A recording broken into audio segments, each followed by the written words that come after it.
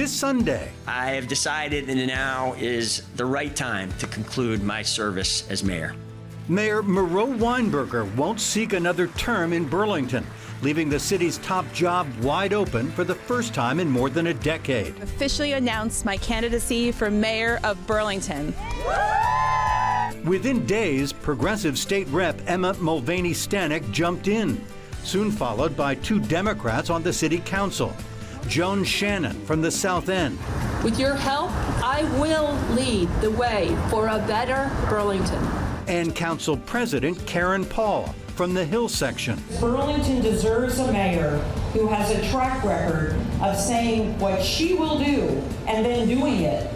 I will be that mayor. But first they must win the Democratic Party nomination. Joan Shannon and Karen Paul making their first joint appearance of the campaign on our Sunday program.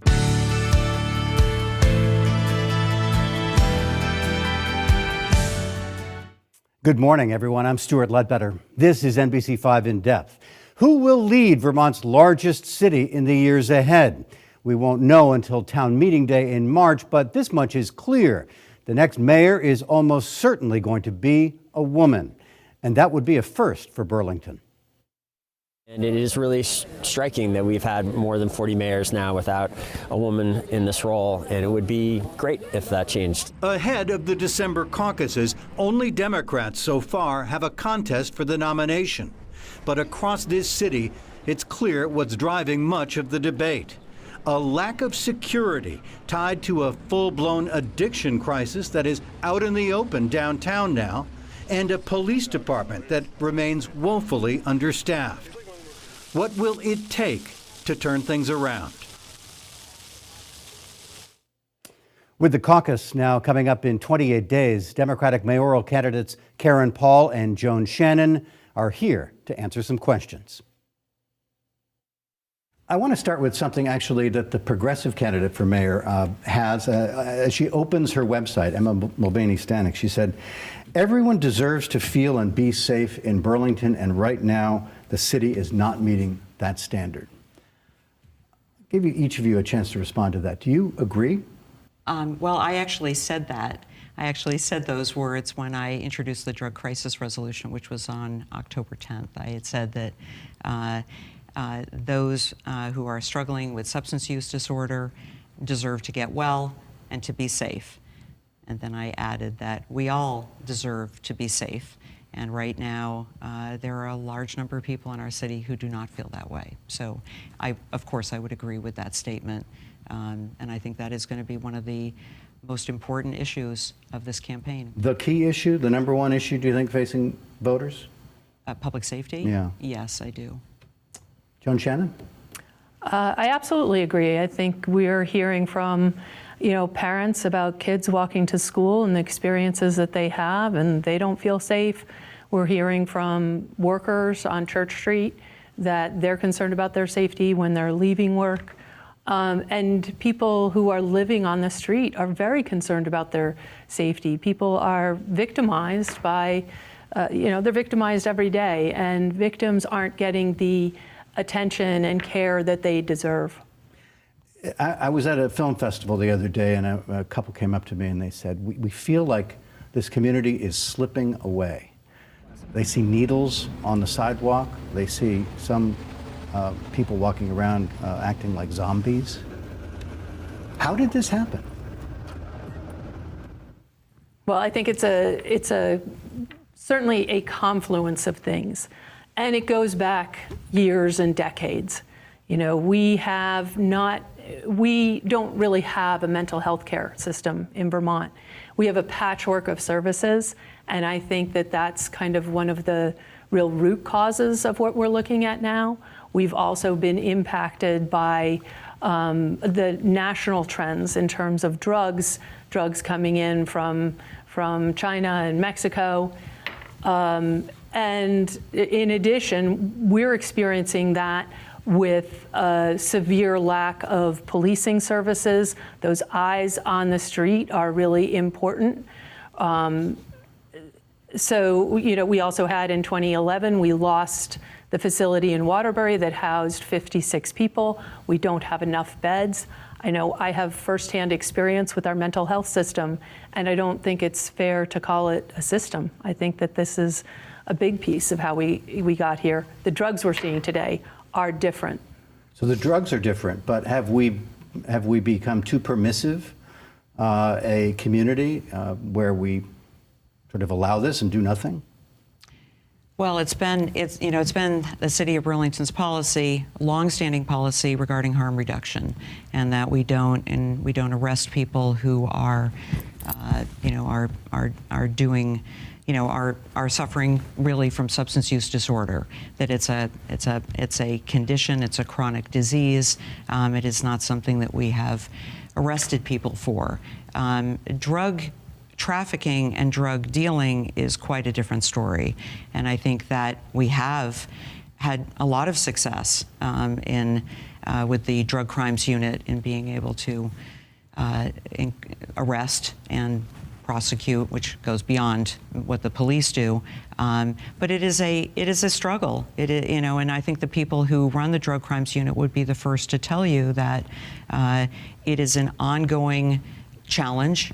And certainly, you're right that the drugs that are out there today are very different.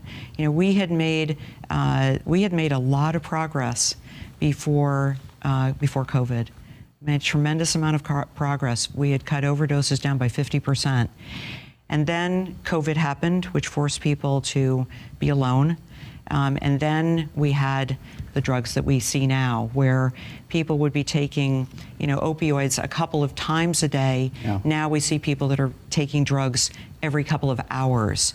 Well, we've all seen the photographs of the discarded needles in alleyways and the graffiti that seems to be on the rise across the Queen City of Vermont, And let me ask you about police. No secret that Burlington PD is understaffed, dramatically so.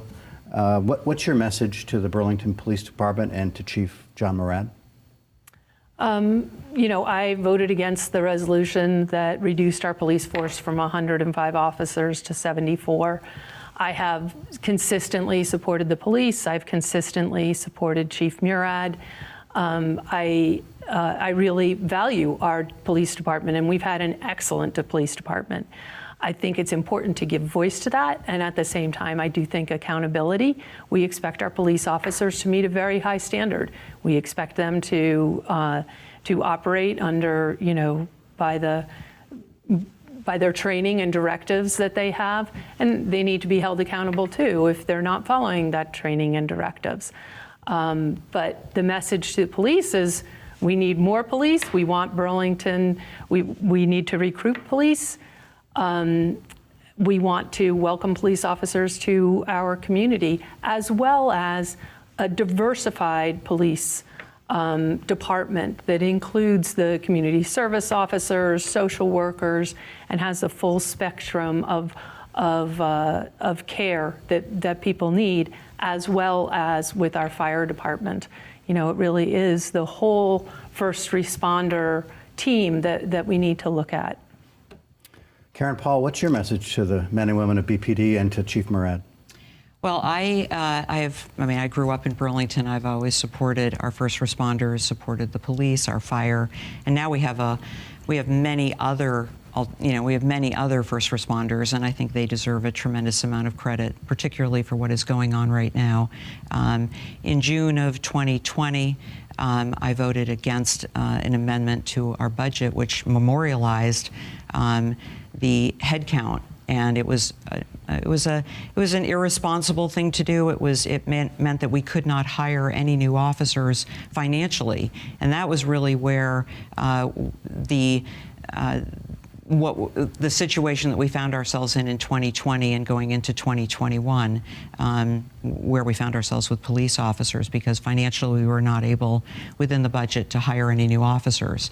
But I think what's also important to note is what happened what has happened since then, and that is that in 2021 in the fall, I was able to broker a deal with two of the progressives to raise the head count. That is the reason why the head count was raised, is we were able to make to have an understanding about raising the head count. It was raised to 79, and including the officers at the airport, which is a fluid number, we're now around 85 for a head count. And as well, I think also what's important is that in 2022, we were able to get the strongest police union contract in the state. I've actually been told by the head of the BPOA, our police union, that actually at the time we passed that, it was the strongest police union contract in the country. And although I wasn't aware of that, but that was what I was told. I'm not sure if that's still the case, but and I'm widely credited by the mayor and Chief Murad with getting a 10-to-1 vote on that.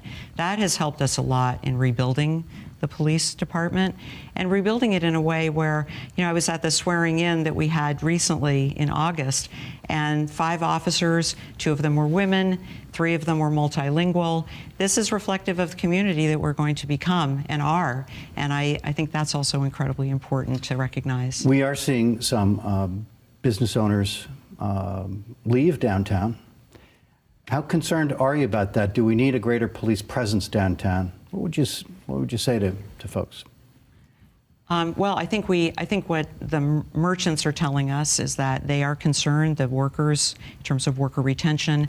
And I heard that loud and clear when I met with several businesses in person. Yeah. And I was prompted by a series of meetings to go to the administration and ask if there was a way that we could find $50,000 to increase security downtown. Based on that, was able to go to a private foundation who matched that. So during the holiday season, we will see a much greater, not just police presence, but security, private security, and that has been met with a lot of support. Sure. It passed the city council. It didn't actually pass unanimously, I don't believe. Maybe it did. It might have passed with one vote again. It was 10-to-1. Yeah, 10-to-1. But it was close. Is that enough, Councillor Shannon, or do we need a greater police presence downtown to have people and visitors and residents feel safe? I think we do need a greater police presence downtown, and we're working on that. And to be clear, I voted not only against reducing the number of police in the budget, but I also voted against the resolution that reduced the police from 105 officers to 74, and that's a difference between us. I have consistently supported the police. Police are effective in deterring crime, and we need that police presence on our streets. I think that our businesses, I want to say, Karen and I both spend a lot of time downtown, a lot of time on Church Street, in City Hall, and I really want people to feel welcome downtown. We don't, we're not walking around in fear. We're walking around in confidence, and we still have a wonderful but volatile Church Street. Yeah. And while we do have businesses leaving, thankfully we also have businesses coming in. And Church Street is still a wonderful, vibrant place, but we're at a precipice. We want to make sure that we maintain that and that we give everything that we have to that effort.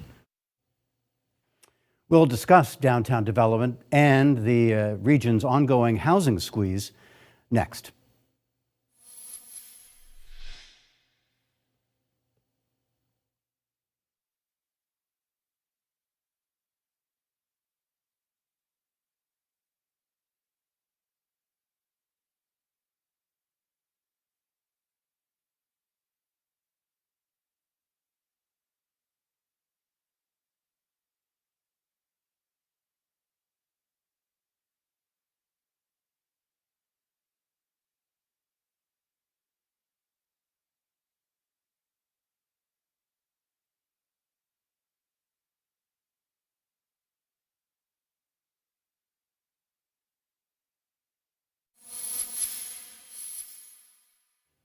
We are back this morning with the first of our programs on the race for mayor of Vermont's largest city.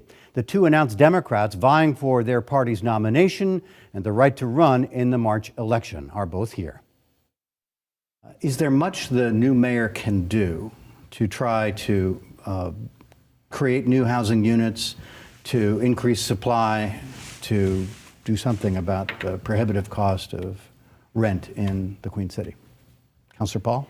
Well, I think we have done a fair amount with regard to housing. In my years on the council, I have voted for every housing initiative that has come before us, and I think we're right now. In fact, I'm the first and only candidate who has come forward with a comprehensive plan for public safety. And one of the things that is in that plan is it takes into account a really holistic approach, not only to public safety, but also to housing. I mean, the city of Burlington is going to look very different 3 years from now due to a number of developments that are either already in process or are soon to be in process. And we will be seeing hundreds more units of housing downtown. I supported every amendment to the South End Innovation District because I am in favor of housing. I'm also in favor of allowing developers to do within reason, within the codes that we have, what I believe they do best. I think that is something that separates Joan and I, is that I have taken an approach to housing that is very pro-economic development and very pro-housing. Joan Shannon? Yeah, I'm not sure that that's a difference. Actually, I do agree that we have done a lot for housing in the last, certainly with our mayor, who's a developer. He's pushed hard on these issues. He's had broad council support for those issues. I certainly have supported both zoning amendments, worked very hard actually as a member of the Ordinance Committee on the South End Innovation District, not only to make sure we have intense housing there, but also giving thought to what that housing looks like and the details of that plan. I really think that one of the things that people desperately need in order to stabilize their housing costs is a path to home ownership. And that has really, it's always been a stretch, but in the last three years, it's become profoundly out of reach for so many people. Burlington is 70% rental community, only 30% owner occupied. And if young people had a better path to home ownership, they could then stabilize their finances when their rent is going up and up and up. That is, that is not healthy. And they will go elsewhere in order to find a place where they can afford home ownership. So I think that is something that the mayor can work on, is those paths to home ownership and supporting that. If you're successful and become the next mayor of Burlington, what do you see on the horizon in terms of city property tax rates and city municipal spending? I think that these are tough times, certainly, and I do give credit to Karen for her financial expertise. We need to be cognizant of costs. After the reassessment, many people were coming to me and saying, we're being taxed out of our homes. And at the same time, I think public safety is a major priority, will require increasing investment, because it's harder to rebuild something than to have something that you're building from. But I think that is, the next mayor is going to have to wrestle with all of those details in presenting the right balance between cost, public safety, and the tax implications of that. Councillor Paul? Well, one of the reasons that I'm running for mayor is that I feel I have the skills that are truly needed at this time. And we are at a pivotal time in our city's history. I do have the financial skills. I'm a certified public accountant. I've devoted my professional life to finance, management, budgeting, and auditing. And best practices. When I first was elected, I was actually rather surprised to see how the city ran its finances and wrote, I'm not sure how many, countless resolutions to improve our financial internal controls and things like that. We are at a point where the low-hanging fruit is gone, and we need to be making, the next mayor is going to be making some very difficult decisions. I've spent most of the years, I think 11 out of the 15 years I've been on the City Council, on the Board of Finance. I'm pretty attuned to what is going on financially. And I think in order for us to be able to continue to expand our public safety and be able to be responsive to everyone in the community who is looking for different types of responses. And we have different challenges, different calls for service that require different responses. In order to do that, we are going to need to increase our commitment to public safety financially. And we also are faced with a couple of other challenges in terms of our bonding authority, our debt capacity. Those are the things that I think will separate me from all of the people that end up running, that I do have that ability to hit the ground running on those incredibly important issues. Last question. Why are you the stronger Democrat to run in the March election? That is going to be a big issue for Democrats in the upcoming caucus. Joan Shannon? Well, I think that this is why we have the caucus. I think that I have a really broad base of support. I have a progressive who is my treasurer, as well as support from a former Progressive Party chair, as well as support from more conservatives and everybody across the board. I think that my launch was really a demonstration of the team approach that I will take towards governance. I don't believe that any one person has all the right answers. I too will be coming out with a public safety plan, and that plan is being thoroughly vetted now by numerous stakeholders, so that when we come to the table, we know that we've looked at this from all angles. I did that with the Blue Ribbon Committee that resolved Burlington Telecom from 2009 to 2019. It was a 10-year process, and it was about bringing community members to the table who were trusted and who had the expertise that we need. This job is about bringing the people to the table that have the expertise that we need, and I have found that Burlington is willing to step up. I get calls all the time, how can I help? And that is where the all hands on deck movement started from the public. Councillor Paul. Thank you. That's a great question. And I think I am the mayor, the person who can bring our city forward at this incredibly, as I said, pivotal time. I say that for really two reasons. The first is that, as I've mentioned before, I do have the really important professional skills to be able to hit the ground running. I don't believe there's anyone else in this race that has that depth of knowledge to be able to actually do the job of mayor. It's one thing, of course, to run, but it's also the importance of being able to do the job day to day. And those are things that you come by over decades. They're not something that you develop overnight.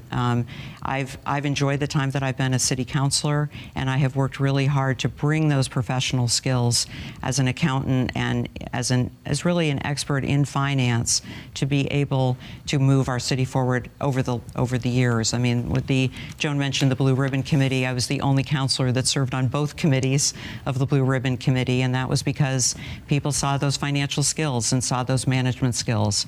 The other reason why I feel that I would be an effective mayor is because while a lot of people will talk about working across the aisle or that kind of thing, I actually have done that work, not just in words but in actions. I was elected council president by a majority of not of my own party.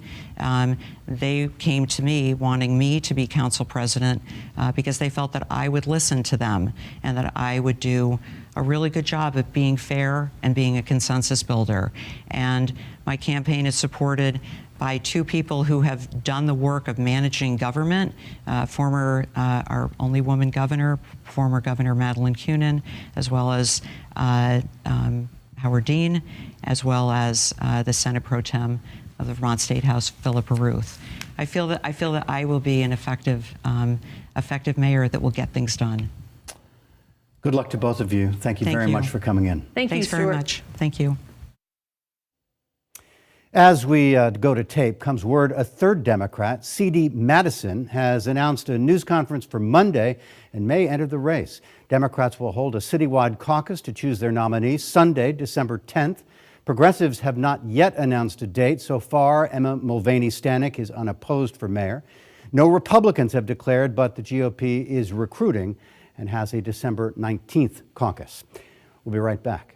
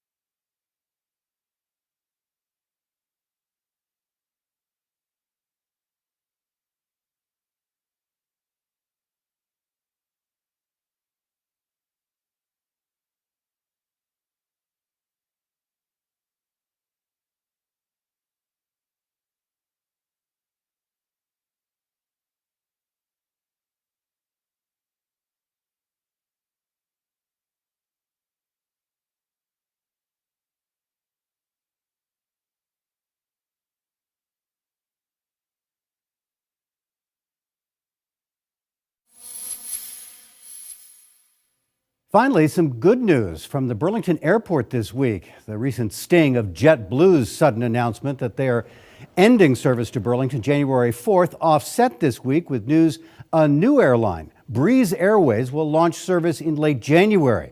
Breeze plans low-cost, nonstop flights from Burlington to Tampa and to Orlando as well, fares starting at $79 each way. The airline, founded by the same guy who started JetBlue, Breeze announced a new route between Plattsburgh and Florida this week as well. Well, in case the first snow this week had anyone thinking about the possibilities, we wanted to mention that. That's our program for this Sunday. I'm Stuart Ledbetter. For all of us here, thank you.